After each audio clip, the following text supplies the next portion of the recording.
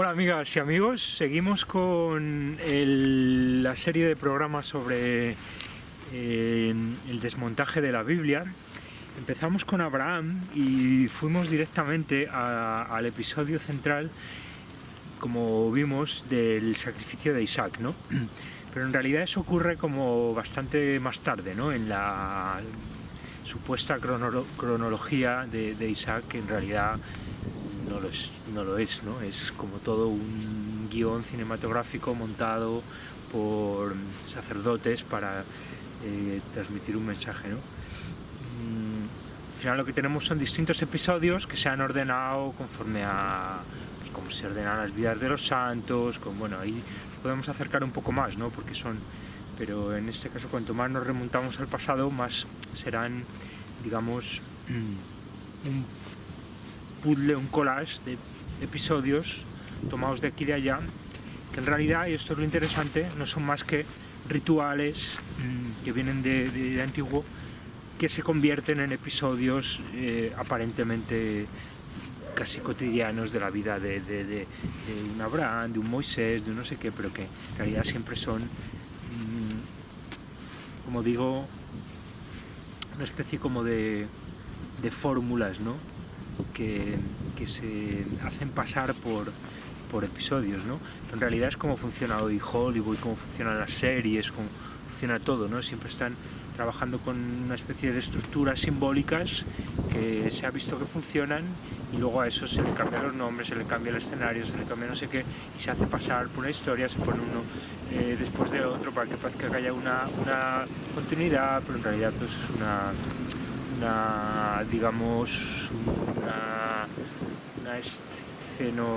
una escenificación, ¿no? Una puesta en escena de otra cosa, ¿no? Y esto se ve muy bien en el caso de Abraham, ¿no?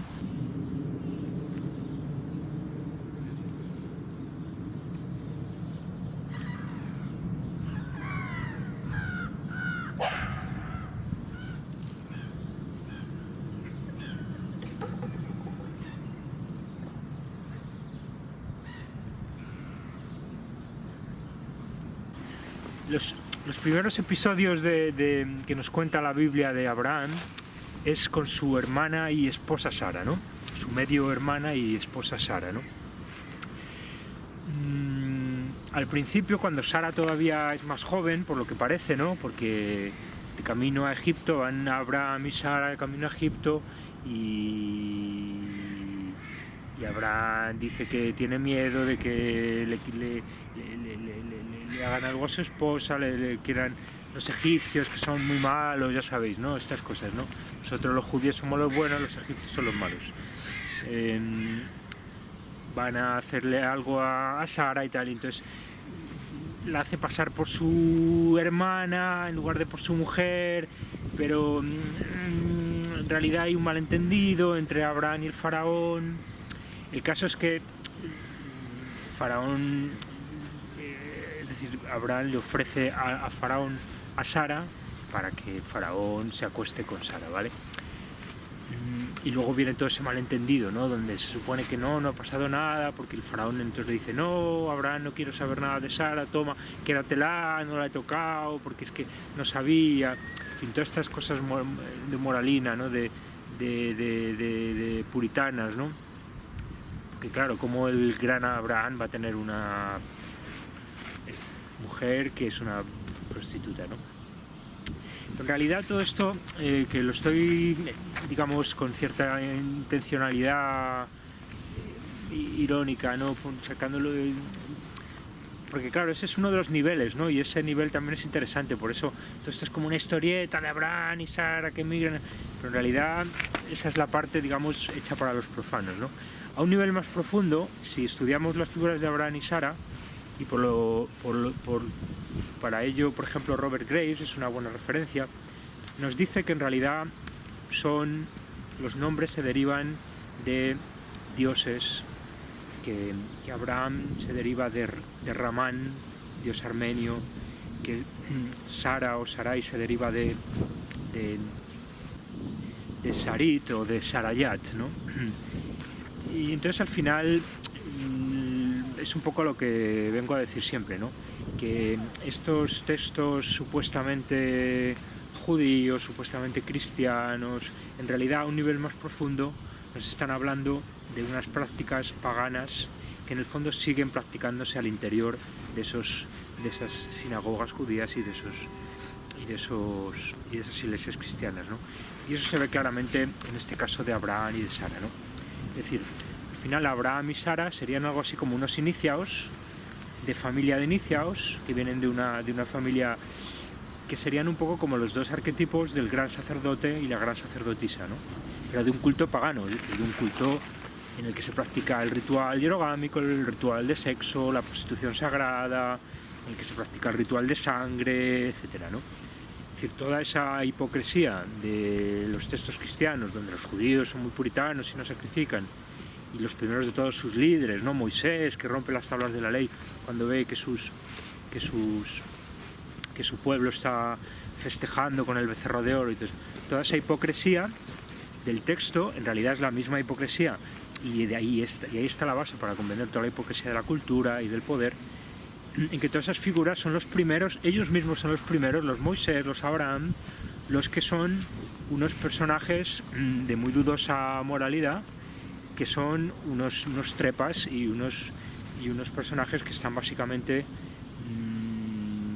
son los manipuladores por excelencia, son la encarnación de lo que hoy son los masones, los altos iniciados, los altos masones, los Illuminati. Es decir, por eso les sirven de modelo, ¿no? Por eso han dado tanta importancia a estos textos y los han puesto en el centro del pensamiento dominante entonces, ¿no? Pero sigue estando ahí, ¿no? Porque aunque en los últimos, digamos, 3 o 4 siglos las iglesias, el pensamiento religioso haya perdido mucho poder con respecto al pensamiento científico, humanístico, etcétera, siguen estando ahí de una manera brutal, ¿no? Entonces vemos muy claro cómo Abraham lo que está haciendo, o sea, toda esta idea de la relación de Sara con el faraón es básicamente, es decir, nos pone de manifiesto de manera muy clara que Sara, la Sara joven, porque habría como dos Sara, ¿no? Estaríamos en realidad hablando de dos arquetipos diferentes, ¿no? Hay una Sara joven que es una prostituta sagrada, ¿no? Incluso la podemos comparar muy claramente con el arquetipo de la modelo presidencial que hoy vemos, la Bryce Taylor, que nos cuenta en Gracias por las Memorias, la Cathy O'Brien de Transformación de América, la Fiona Barnett, que nos habla también de cómo era prostituida con el presidente Nixon. Hay un detalle muy interesante de este viaje que hacen Faraón y Sara a ver al faraón egipcio, que la llevan en un arcón, ¿no? La guardan en un arcón, ¿no? Para llevarla, ¿no? Yo creo que aquí hay como varias cosas, ¿no? Nos están hablando de toda esta dimensión de los rituales de cercanía a la muerte, ¿no? Que hacen también en la masonería y hacen en muchas logias, en el satanismo, ¿no? De llevar a los iniciados a situaciones cercanas a la muerte para, a partir de ahí, renacer como ya un iniciado a otro nivel, ¿no? Pero también, de hecho, lo hacen con las MK Ultra, ¿no? Y con estos modelos presidenciales, ¿no? Cuando las van a preparar antes de los encuentros con presidentes, con altos cargos, las someten a determinados, digamos, rituales de preparatorios, ¿no? Y las someten a privaciones, a hambre, y de hecho Fiona Barnett habla en concreto de que para llevarla precisamente a América, a California, donde además la reprograman en Disneyland, donde la llevan a Bohemian Grove y cuenta todo lo que hacen allí, los sacrificios humanos, todas las cosas que no nos ha contado Les Jones. Dice que la meten en un cajón, la metieron en un cajón para llevarla, volando en un avión militar, ¿no? En una bodega de un avión militar con frío, es decir, y justamente es como llevan a Sara, a esta Sara joven, a que se encuentre con el faraón. Fijaros en que el paralelismo es total, ¿no? Entre Fiona Barnett y la Sara bíblica, ¿no? O sea que Sara es una programada, Sara es una traumatizada mental, con un programa de control mental mediante trauma, mediante abuso, una especie de meca ultra avant la lettre, como digo siempre, ¿no? Ahí se ve clarísimo, ¿no?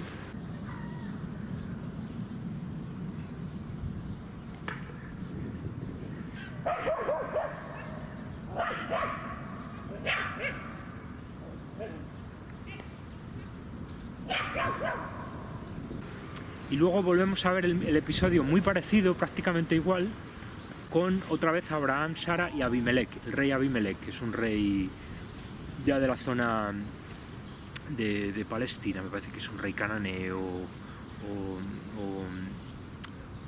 filisteo, no recuerdo exactamente, pero es otro rey de los distintos reinados que hay por allí, entre los que los judíos se van, como sabemos, moviendo, ¿no?, de unos a otros, ¿no? Entonces vuelve a ocurrir lo mismo, vuelve a haber el malentendido, en fin, todo este doble lenguaje para que el profano se crea que Sara es muy casta y que, claro, como la mujer del patriarca Abraham no iba a ser una mujer de bandera, ¿no? Y para encubrir que en realidad es una prostituta sagrada, que Abraham es un controlador MK Ultra, que en realidad es su hermana, pero hay que pensar que vienen de una familia intergeneracional, de abuso intergeneracional como los de hoy, ¿no? Abuso satánico intergeneracional.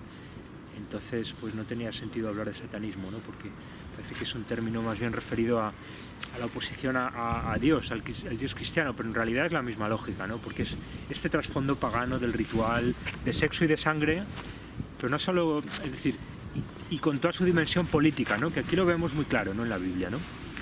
Además, tanto Faraón como Abimelech, y en el caso de Abimelech lo vemos todavía más claro, después de este malentendido le devuelven de alguna manera a Sara, ¿no?, como diciendo, toma, no queremos saber nada de este tema, perdona si te hemos ofendido, además le dan dinero y le dan ovejas y le dan ganado y no sé qué, ¿no? Toda esa... Hay una especie de contradicción evidente, ¿no?, que si leemos la Biblia con un poco de sentido crítico, nos daremos cuenta de que hay algo que no cuadra, ¿no? Y es que el faraón o Abimelech o el rey de turno le está dando a Abraham y le está devolviendo porque ha tenido algo a cambio, evidentemente, ¿vale? Y si son reyes que no necesitan nada, pues ya sabemos lo que han tenido, ¿no? Y además es que es evidente, ¿no?, porque en muchos pasajes de la Biblia se habla de que Sara era muy bella, de que era la mujer que no podía estar con cualquiera, sino que tenía que estar con el faraón. Es decir, encontramos muchos pasajes, si leemos ni siquiera con un poquito de sentido crítico, es que es casi al contrario. Si leemos de una manera normal, nos vamos a dar cuenta de que Abraham y Sara son dos iniciados en el peor sentido de la palabra, son dos buscavidas y de nuevo encontramos lo que decíamos en otro caso, es que vemos además cómo en los textos está muy vinculado todo esto al privilegio que le otorgan Faraón y Abimelech a Abraham y a Sara a quedarse en la tierra prometida, ¿no? Es decir, vemos de manera muy clara cómo todo ese mito tan manipulador de la tierra prometida, ¿no?, que al final básicamente es una gran lavado de cerebro de masas para legitimar el colonialismo atlantista sionista en Oriente Medio. Aquí se ve muy claro, ¿no?, cómo al final el privilegio, el derecho que Abraham y Sara tienen para quedarse en la tierra prometida, lo ha conseguido Abraham prostituyendo a Sara, ¿vale? Es decir,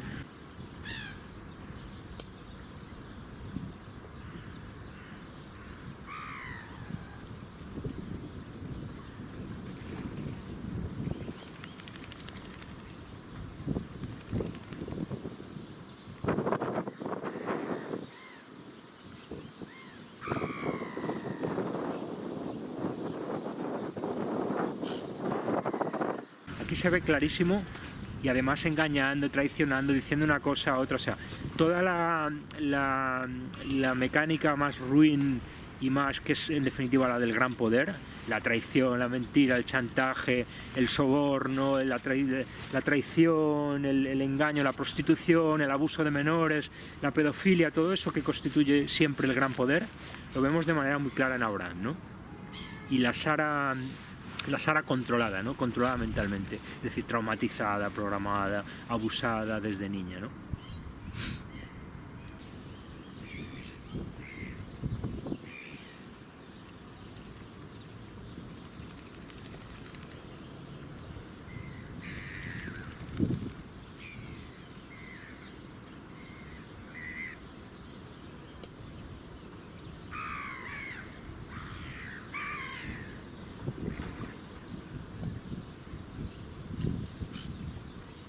Luego hay un episodio interesantísimo, más complejo de entender, pero también por ello más fructífero para el investigador que lee entre líneas, que es el episodio del encinar de Mamre, ¿no? Que es justamente cuando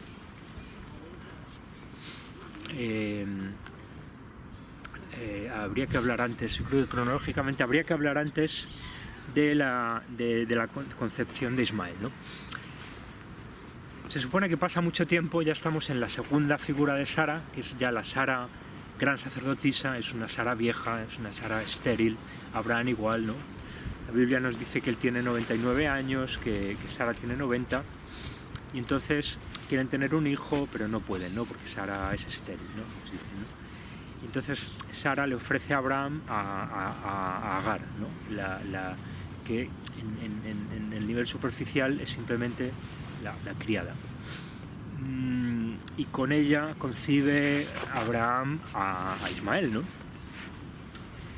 Pero de nuevo, si lo leemos en un doble lenguaje, en realidad lo que tenemos es que Abraham y Sara son de una familia de iniciados, de probablemente también de sacerdotes, es decir, de oficiantes de un culto pagano que se desarrolla al interior, es decir, de manera oculta al interior de un templo. Y Agar es simplemente una de las prostitutas sagradas del templo, ¿no?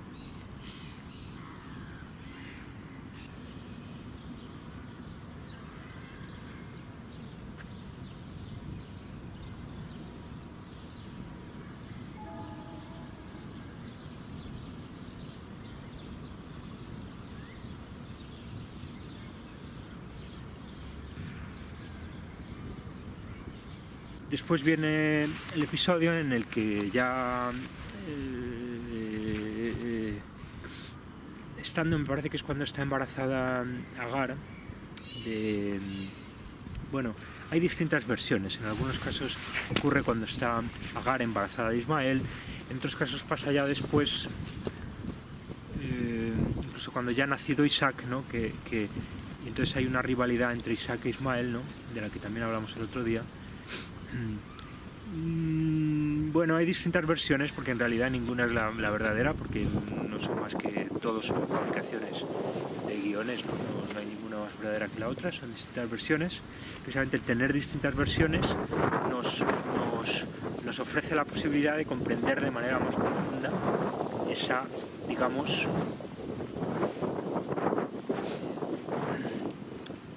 mecánica que se lee a distintos niveles, ¿no? Es decir, hay que poner, yo siempre lo digo, hay que poner radicalmente toda esa en cuestión, toda esa lógica de la verdad, porque la verdad interesante, la verdad con mayúsculas, es una verdad simbólica, y aquí se ve muy bien este ejemplo, cómo precisamente distintas versiones sobre un mismo hecho nos van a dar un acceso más posible, nos va a posibilitar llegar más fácilmente a esa verdad con mayúsculas, a pesar de que sabemos de que todos son versiones ficticias, ¿no? A pesar de que sabemos, porque no es del todo cierto, en el fondo todas nos están hablando de una mecánica de poder religión que ha variado, pero sigue siendo la misma. ¿Veis cómo en realidad todo es mucho más complejo?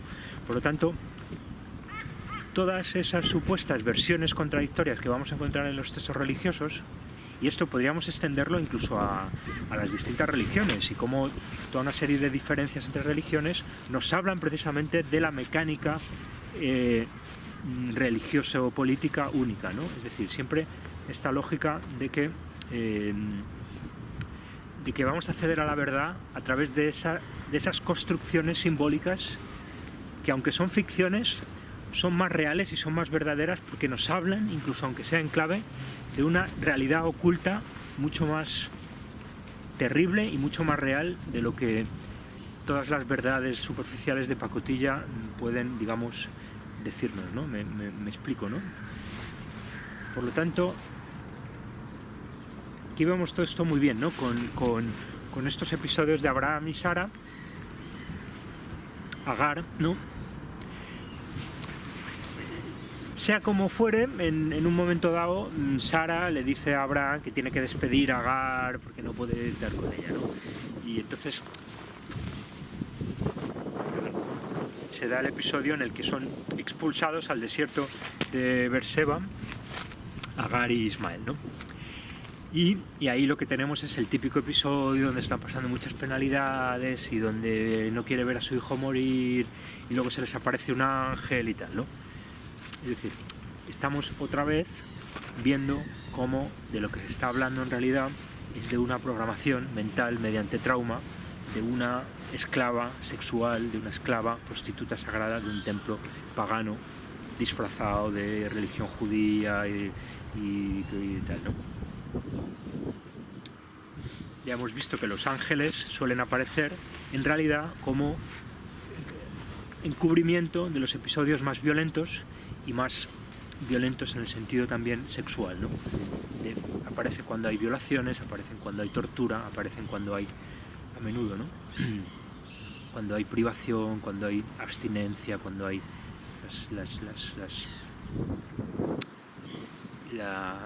los famosos episodios, ¿no? del desierto, ¿no? De los santos, etcétera, ¿no?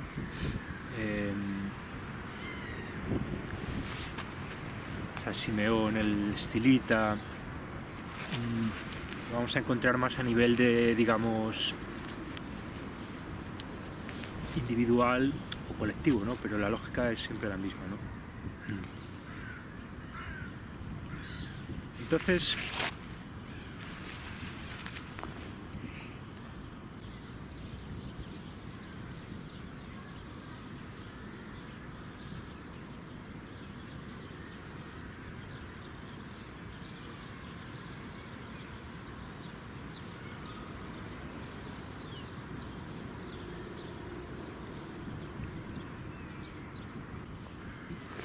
después de ver estos episodios vemos que el de Mamre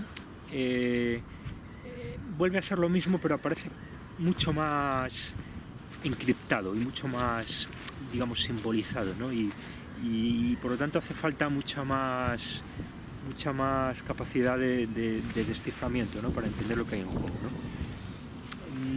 En teoría, Sara y Abraham están en Manre, en un encinar, y están en su tienda o en su casa, y entonces llegan unos visitantes, ¿no? Pero llegan 3 visitantes, ¿no? Para algunos son 3 visitantes extranjeros, para otros son 3 ángeles, ¿no? Y para otros incluso es solo uno, ¿no? O sea, hay distintas versiones, pero que vamos a ver que tiene su lógica, ¿no? Porque en realidad, como vamos a ver, están hablando de la Trinidad, ¿no? Y ahí son unos visitantes muy insignes. Abraham los recibe con todos los honores, mata un becerro, les da la mejor comida. Pero si nos fijamos en muchos de los cuadros que retratan estos episodios, casi siempre estos 3 ángeles están como diciéndole a Abraham, ¿no? ¿Qué pasa luego, ¿no? Que ellos vienen allí, que ellos no vienen solo a comer, ¿no? Señalan como a donde está Sara, ¿no? Y Sara está como detrás, allí escondida, en la casa, ¿no? Incluso explícitamente los textos en el Génesis, si no recuerdo mal, se dice esto explícitamente, ¿no? Dice, bueno, y después pasaréis, ¿no? Sí, tal, a eso hemos venido a pasar, ¿no? Es decir, ellos quieren entrar al interior del templo, ¿no? Porque, como digo, en realidad de lo que nos están hablando de manera codificada es de un templo pagano, de prostitución sagrada y de sacrificio, ¿no? Donde hay rituales, donde se abusa de niños, donde se mata niños, donde se come, donde se bebe sangre, donde se viola vírgenes, donde, ¿vale? Los ángeles quieren un poco de temita, ¿vale? Y algo que es tremendamente revelador es que estos 3 ángeles, estos 3 personajes son una trinidad, ¿vale? Si nos fijamos de nuevo en algunos de estos cuadros, ¿no? Los cuadros yo creo que nos dan muchas claves. Está bien leer los textos, pero hay que leer los textos canónicos. En paralelo hay que leer textos marginales, textos apócrifos, y en paralelo hay que ver, vamos, ese al menos es mi método, hay que ver cuadros, porque en muchos cuadros, precisamente porque ese lenguaje simbólico de la imagen es mucho más posibilista a la hora de transmitir todos estos dobles sentidos, etcétera. Ahí vamos a encontrar muchas claves, ¿no? Entonces, en algunos de estos cuadros vemos como una de estas figuras centrales de la Trinidad es como más afeminado que los otros, ¿no?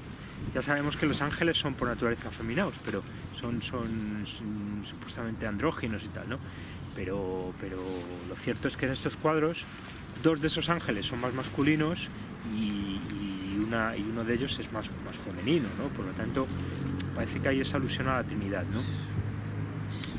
De hecho, en un caso aparece esta ángela femenina sujetando incluso una vara, ¿no? Hay esa idea de lo fálico, está detrás de un árbol, ¿no? Recordemos que era en un encinar, ¿no? O sea que nos está hablando también, cuando hay esta idea de la vegetación, nos está hablando de cultos de la fertilidad, por lo tanto suele estar implicada la dimensión hierogámica del culto, la dimensión erótica, fertilizante, por lo tanto las diosas de la fertilidad, que es lo que, como hemos visto, era esta Sara, ¿no? Era como era Sarit, ¿no? Sarayat o Sarit, ¿no? Un culto de la fertilidad, pues, pagano.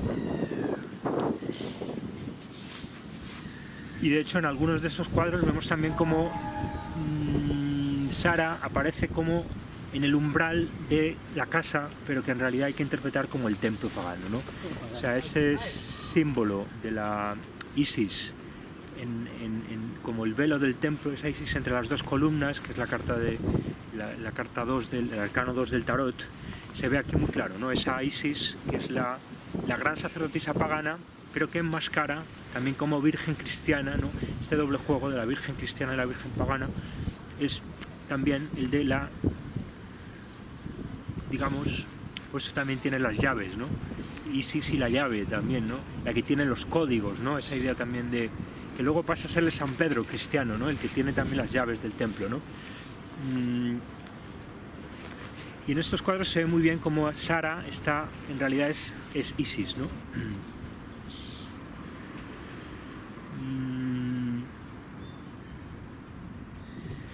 Y luego hay toda una serie de iconos ortodoxos más antiguos.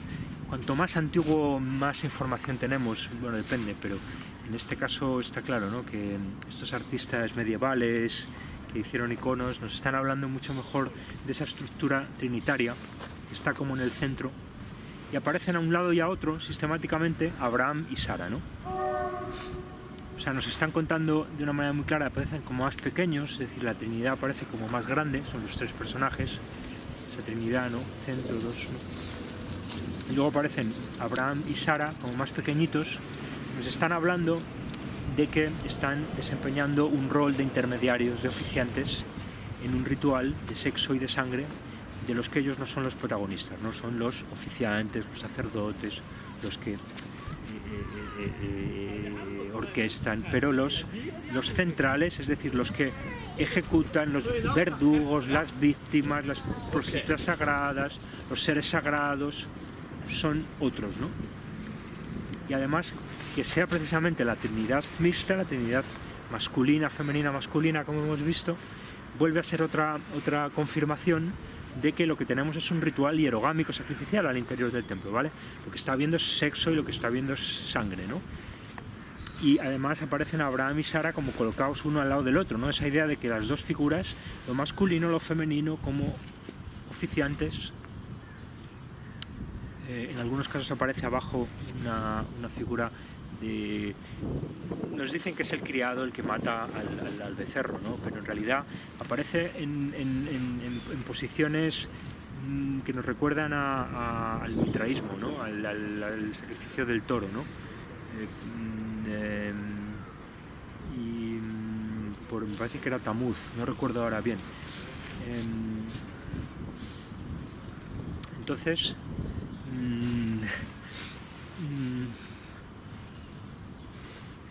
y en alguno de ellos, además, incluso vemos como al lado de eso aparece el sacrificio de Isaac, ¿no? Que nos vuelve a traer toda esa idea del sacrificio del hijo, el sacrificio del carnero, ¿no? La sustitución sacrificial, ¿no? Es decir, este niño que vemos en el centro también nos está hablando lógicamente de rituales pederásticos, etcétera, ¿no? De sacrificios de niños, de bebés, que está en el centro y al lado del en este caso de un becerro, nos está hablando también de esa dimensión del ritual, ¿no?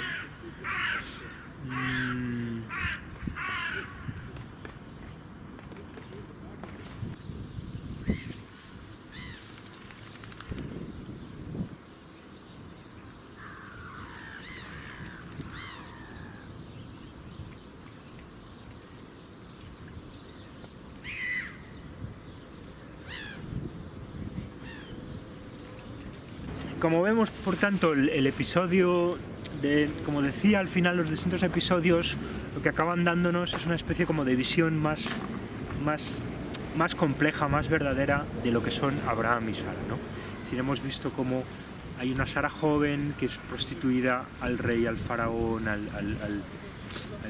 rey Abimelech. Vemos que luego hay una Sara más mayor, ¿no? Que es ya la gran sacerdotisa, es la que está siendo, digamos, está oficiando, pero ya no es ella la protagonista. Aparece Agar, que Agar vendría a ser un poco como la Sara joven, ¿no? De hecho, nos fijamos entre Agar y Sara, hay una especie de, como si fueran, ¿vale? Son como esos códigos que aparecen en la Biblia para iniciados, para que comprendan que es la misma figura. Me da la impresión que hay algo de esto, ¿no? Es decir, Agar con H se escribe, ¿no? Sara, vuelve a aparecer la H al final. Yo no hablo hebreo, pero eso habría que verlo también, bueno, y en otros, pero al menos tal como lo vemos transcrito en las lenguas occidentales modernas, ya hay un indicio evidente de que entre Sara y Agar hay una especie como de doble es como una doble, son como los dos estados de una misma, ¿vale? Es como si la Agar joven acabara siendo la Sara mayor, ¿no? Y de ahí también esa rivalidad, ¿no? Entre ella, ¿no? Porque también en realidad es una rivalidad consigo misma, ¿no? Es esa cosa de las que yo prefiero no meterme tanto, que tanto gustan a los psicoanalistas y a los psicólogos, ¿no? Creo que también, evidentemente, al final todo esto se proyecta también en la psique individual, ¿no? Por lo tanto, también es una derivación, ¿no? Pero yo prefiero verlo a nivel de lo social, ¿no? No irme, porque si nos perdemos solo en la psique es lo que le pasó casi a Freud, ¿no? Aunque Freud fue muy hábil también para saber ver toda la vinculación social, mítica, de luego todos los complejos del individuo, ¿no? Entonces,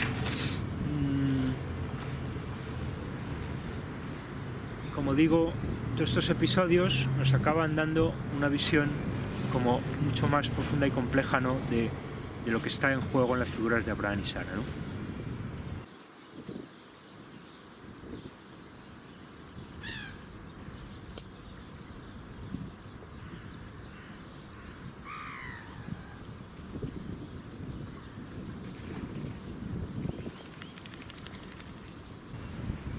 Y luego, al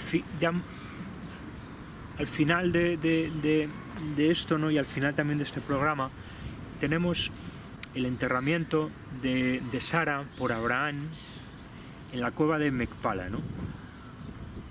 Sara muere, Abraham le busca un enterramiento y entonces llega a una especie de acuerdo con los habitantes de la zona para enterrar a Sara en una cueva, ¿no?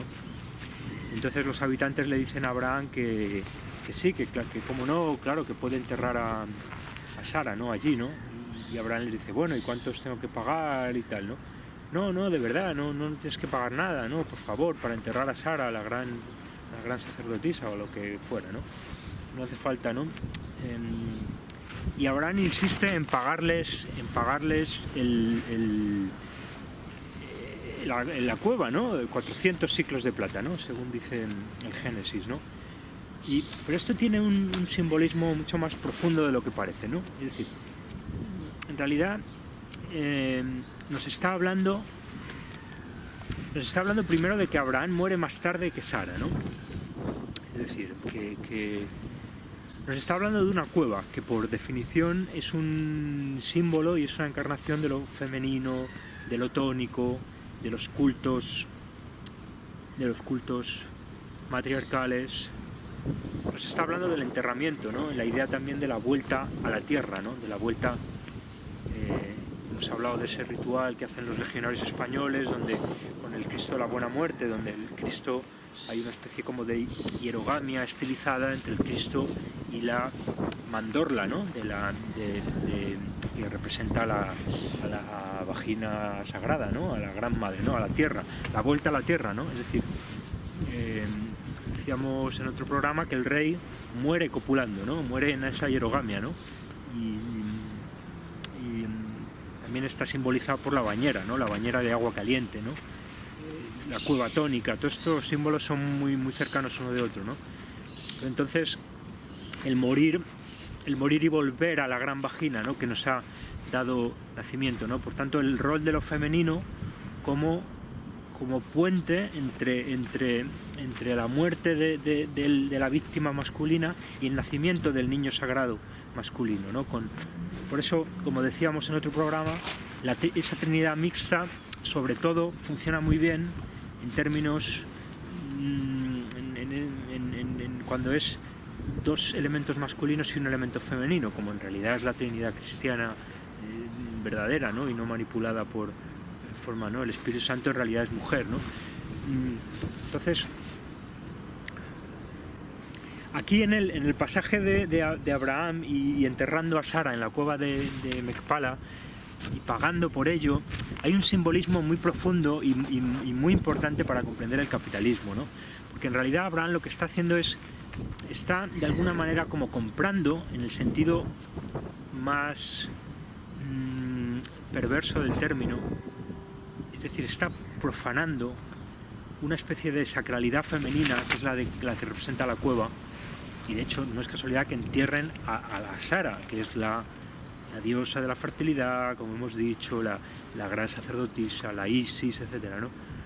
Que sea enterrada en una cueva, pero que sea comprada por Abraham, que sea en realidad que Abraham se apropie literalmente de ese elemento sagrado femenino. Entonces eso es lo que está aquí implícito, ¿no? En ese simbolismo de Abraham comprando con 400 siclos de plata la cueva de Mecpala, ¿no? Donde entierra a Sara, ¿no?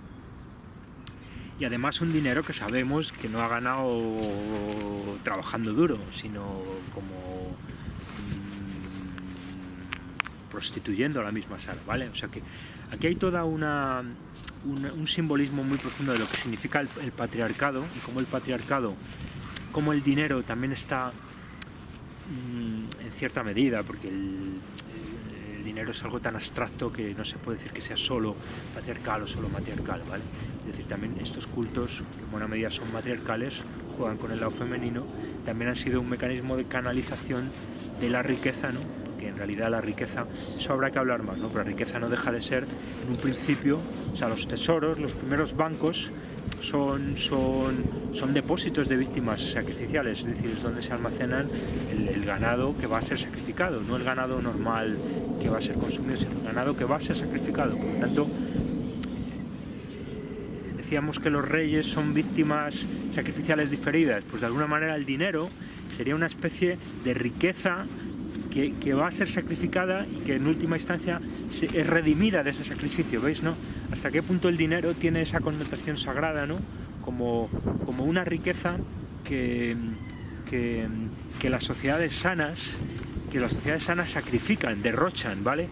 Porque cuando una sociedad genera mucha riqueza, si no derrocha esa riqueza, automáticamente la va a canalizar en forma de violencia, en forma de guerra, en forma de conquista, me explico, ¿no?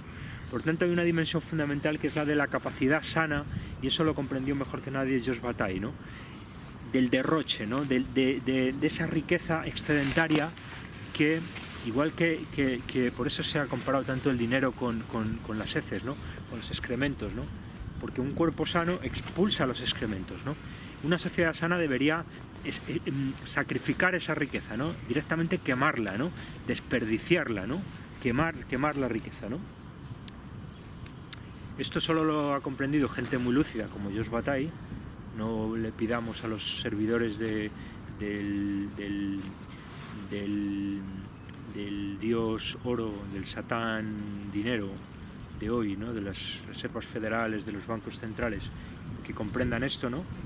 Porque primero no lo van a comprender porque ya están tan adoctrinados, y segundo no están ahí para comprender, están ahí para ejecutar, ¿no? Los Draghis, las Janet Yellen y compañía, ¿no? Entonces, esto lo vemos de una manera muy evidente en la cueva de Macpara, ¿no? Como este Abraham, psicópata, pervertido, controlador MK Ultra, abusador de niños, prostitutor de su hermana, con un dinero sucio que ha ganado de esta manera, ¿no? Al final, con ese dinero compra la cueva donde entierra a la misma Sara, y además profana y profaniza, es decir, hace de eso objeto de intercambio ruin capitalista lo que antes era sagrado, que era lo sagrado femenino, ¿no? La cueva, el ritual, etc., ¿no? Entonces, de ahí a hacer del templo el lugar donde se almacena el dinero, solo hay un paso, ¿no? Veis como al final este episodio es una especie como de eslabón en una cadena de profanación de una determinada forma de sacralidad a otra, que está hoy sobre todo representada en el capital y en el dinero, ¿no?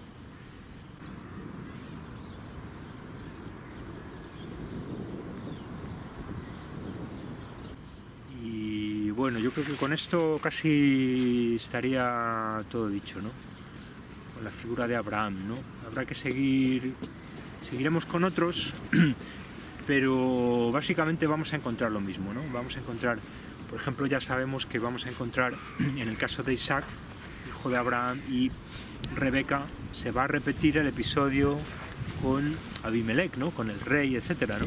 Por lo tanto, esto también lo ha dicho Robert Graves, vemos al final como todos estos episodios, más que realidades fácticas que han ocurrido de personas reales, de lo que nos están hablando es de una especie como de mecánica de poder-religión que se va repitiendo con los distintos personas concretas que los encarnan, ¿no? Estos mecanismos. Y bueno, yo creo que con eso estaría todo, ¿no? Si lo podemos dejar aquí, seguimos con otros personajes bíblicos en el próximo programa. Venga, muchas gracias por vuestra atención y hasta la próxima.